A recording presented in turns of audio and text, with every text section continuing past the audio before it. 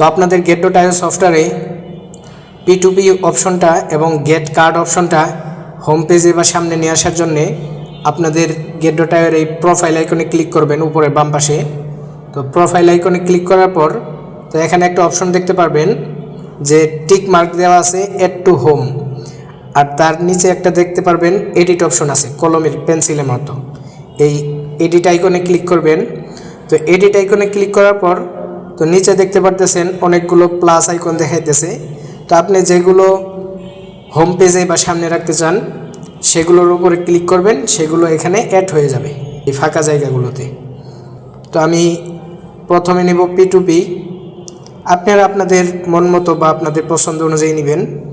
তারপর আমি gate card, এই দুইটা নেওয়ার পর উপর থেকে সেভ অপশনে ক্লিক করব। আর একই সিস্টেমে সমস্ত প্ল্যাটফর্মেই শর্টকাটগুলো হোম পেজে অ্যাড করতে পারবেন। তো সেভ দেওয়ার পর আমরা ব্যাগে যেয়ে দেখব। তো দেখেন ব্যাগে কিন্তু আগে শুধু অপশন ছিল রিওয়ার্ড এবং মোর লেখা, তো এখন কিন্তু আরও দুইটা অ্যাড হয়েছে P2P গেট কার্ড। তো এইভাবে সহজেই আপনাদের গেট কার্ড এবং P2Pটা অ্যাক্সেস করতে পারবেন হোম পেজ থেকে।